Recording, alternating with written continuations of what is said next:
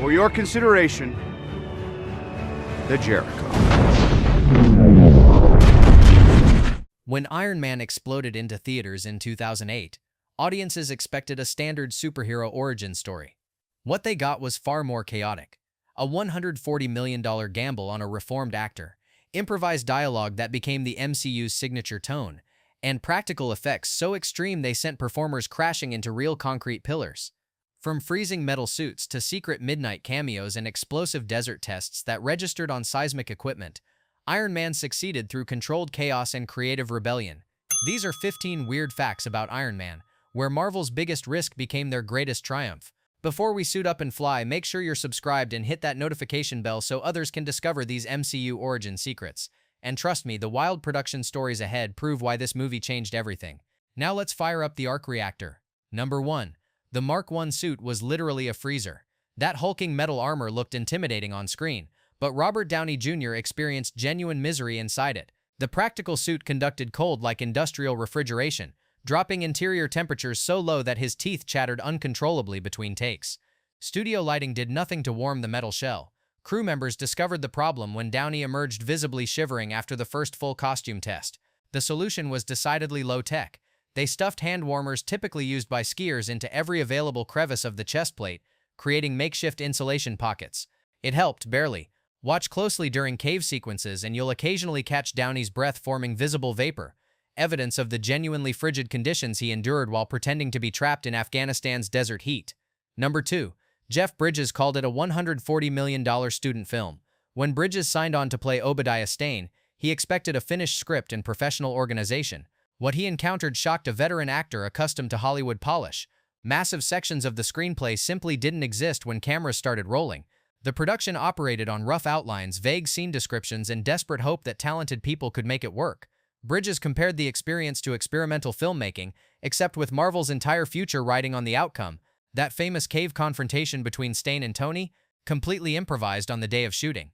The actors knew the emotional beats they needed to hit, the basic conflict that had to emerge, but actual dialogue came from instinct and in-the-moment choices. It shouldn't have worked. Somehow it created one of the film's most intense exchanges. Number 3. Downey invented Tony Stark's voice on the spot.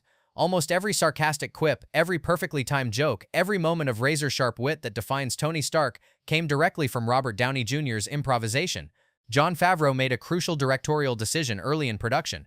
Instead of demanding strict adherence to scripted dialogue, he encouraged Downey to trust his instincts and say whatever felt natural for the character. The gamble paid off spectacularly. Downey transformed what could have been a standard genius playboy into something infinitely more charismatic and unpredictable. His improvisations didn't just improve individual scenes. They established the entire MCU's signature tone, that perfect balance of humor and heroism that would define 24 subsequent films. Marvel built a cinematic empire on the foundation of Downey being told to just wing it. Number 4. The first suit required its own support crew. Creating a practical Mark I armor meant engineering problems that rivaled actual military equipment design. The finished suit weighed approximately 90 pounds of dense metal, leather, and mechanical components. Downey couldn't simply wear it and walk around.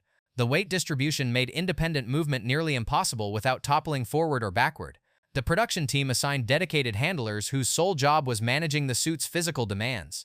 One crew member walked directly behind Downey during every take, holding cables attached to the armor to prevent catastrophic balance failures. Another team stood ready with quick-release mechanisms in case the actor needed emergency extraction. It was less like costume work and more like operating heavy machinery that happened to have a human inside. Number 5. Agent Coulson became a franchise by accident. Clark Gregg arrived on set expecting to film a forgettable government agent role, maybe 1 or 2 lines of exposition before disappearing forever. The script gave him minimal screen time and 0 character development. Then test screenings happened. Preview audiences responded to Coulson with unexpected enthusiasm, finding something appealing in his deadpan delivery and bureaucratic charm. Marvel executives recognized opportunity when they saw it. They immediately rewrote portions of the film to expand Coulson's presence, adding scenes that didn't exist in original drafts. That spontaneous decision to keep him alive and recurring didn't just affect Iron Man. It spawned the entire Agents of S.H.I.E.L.D. television series and made Coulson one of the MCU's most beloved supporting characters. Sometimes the best franchises come from noticing what audiences love rather than forcing predetermined plans. Number 6. The Jericho missile test used real military-grade explosives. When the script called for Tony Stark's weapon demonstration in Afghanistan, Jon Favreau refused to settle for digital effects or small controlled burns. He wanted genuine destructive power, the kind of shockwave that would photograph with authentic violence. The production hired expert pyrotechnicians and transported them to remote desert locations where massive explosive tests wouldn't violate safety regulations or disturb populations. What they created was one of the largest practical explosions in modern cinema. The shockwave traveled across the desert floor with visible force, kicking up dust clouds and creating pressure waves that felt like localized earthquakes. Favreau later bragged about the technical achievement, proud that they'd captured genuine physics rather than relying on computer simulations. The footage speaks for itself. That blast carries weight and reality that CGI still struggles to match convincingly. We're halfway through this armored adventure, but the wildest production secrets are still ahead. From burning chest pieces to secret midnight filming and endings rewritten in 2 weeks. If you're enjoying these behind-the-scenes stories from the MCU's origin, hit that like button and drop a comment about which facts surprised you most. Your engagement helps us uncover more forgotten movie magic. Alright, let's get back in the workshop. Number 7. The arc reactor burned through multiple shirts. Creating Tony Stark's iconic glowing chest piece required practical lighting effects, not post-production digital work. Downey wore a custom-built light rig strapped directly against his body, powered by batteries and circuitry hidden beneath his costume. The rig worked beautifully for photography, casting that distinctive blue glow that became inseparable from the character's image. There was just one persistent problem. The lights generated serious heat, the kind that builds gradually but becomes unbearable over extended takes. During early filming, crew members noticed burn marks appearing on Downey's undershirts, the fabric literally scorching from prolonged contact with overheated electronics. The costume department went through 3 shirts before engineers modified the rig with better heat dissipation and protective layers between skin and circuitry. Even after improvements, Downey endured uncomfortable warmth whenever the arc reactor glowed on camera. Number 8. Tony's mansion was digital architectural fiction. That stunning Malibu clifftop estate became one of cinema's most recognizable homes, inspiring countless design articles and architecture envy. Here's the truth nobody watching the film would guess. The mansion doesn't exist anywhere in physical reality. It's a completely digital construction, a Frankenstein assembly of 3 different real houses scanned and photographed separately. Visual effects artists took architectural elements they liked from each building, stitching them together in virtual space to create something that looked cohesive and plausible. Then they placed this fictional structure onto a California coastal cliff that also doesn't exist in that form. The entire thing is elaborate computer-generated illusion, so convincing that viewers assume they could visit it if they just found the right address. It represents the kind of invisible effects work that modern audiences take for granted. Digital construction so seamless it passes for documentary footage. Number 9. Iron Man was Marvel's backup plan. Before gambling everything on Tony Stark, Marvel Studios had completely different priorities for their cinematic launch. Internal discussions focused heavily on Captain America and Ant-Man as the heroes most likely to launch a successful franchise. Iron Man was considered problematic, a B-list character without mainstream recognition or the kind of universal appeal that guaranteed box office success. Executives worried that audiences wouldn't connect with a weapons manufacturer billionaire, that the character was too morally complicated and not iconic enough to build a universe around. Obviously, those concerns proved spectacularly wrong. But it's worth remembering that the MCU's entire foundation came from Marvel's second or third choice, from taking a character they considered risky and trusting creative teams to make it work through sheer filmmaking quality. Number 10.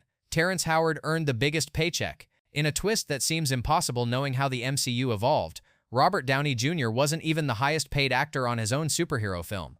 That distinction went to Terrence Howard, who commanded a larger salary for playing James Rhodes. The decision reflected Hollywood's perception of Downey as damaged goods, an actor still rebuilding credibility after well-publicized personal struggles.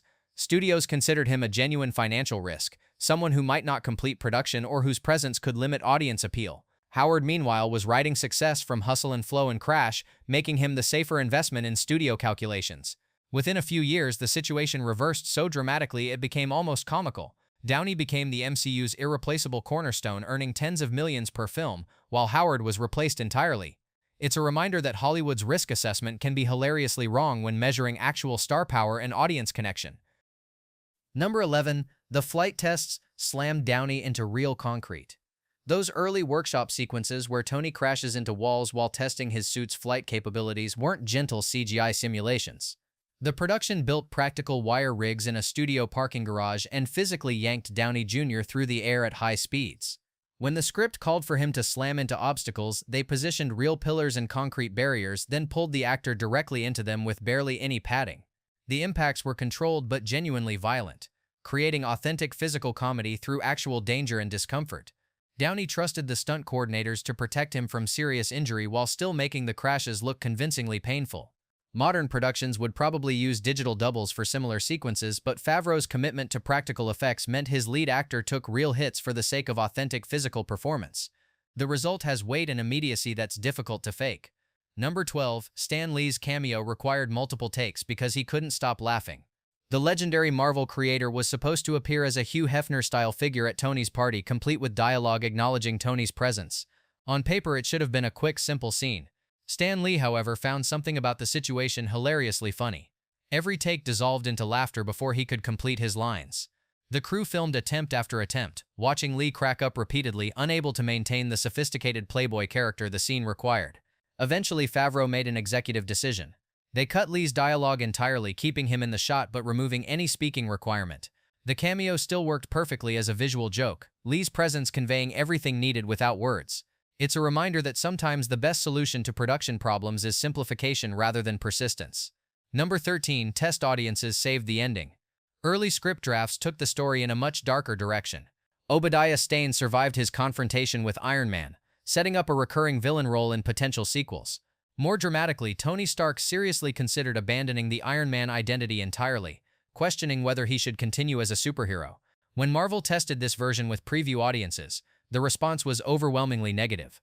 Viewers wanted decisive victory and Tony's commitment to the hero's journey, not ambiguous moral wavering and unresolved villain threads. The studio had already committed to release dates and marketing campaigns. They had exactly 2 weeks to reconceive and rewrite the entire ending. Writers worked around the clock creating the final confrontation we know today, where Stane dies and Tony doubles down on his Iron Man identity. It was breakneck revision under impossible pressure, yet it produced the satisfying conclusion that launched everything that followed. Number 14. The Mark I Escape channeled classic war films.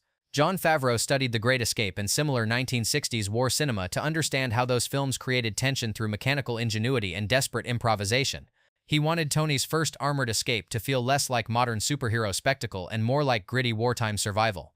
The production deliberately copied editing rhythms from those classics, using similar shot compositions and pacing to evoke that specific cinematic tradition. They filmed the cave sequences with rough handheld camera work and practical lighting that emphasized shadows and claustrophobic spaces. The approach grounded the sequence in physical reality, making it feel less like comic book fantasy and more like plausible engineering problem-solving under life-threatening pressure. It's why that sequence still works so effectively. It draws on decades of filmmaking language about human ingenuity overcoming impossible odds through mechanical skill rather than superhuman powers. Number 15. Nick Fury's appearance was a classified secret. The post-credits scene that changed cinema forever was filmed under conditions resembling actual espionage. Only 5 people on the entire production knew that Nick Fury would appear in the movie. Marvel kept Samuel L. Jackson's involvement completely hidden from crew members, cast, and even studio executives who didn't need to know. They scheduled his filming for 2 in the morning when minimal staff would be present. The call sheet listed a fake name to prevent leaks. Jackson arrived, filmed his brief scene establishing the Avengers Initiative, and left before most of the production team arrived for regular work. The security measures paid off spectacularly. When audiences saw Nick Fury appear in theaters, it was a genuine shock, an unexpected promise of something larger that nobody had predicted. That surprise became legend.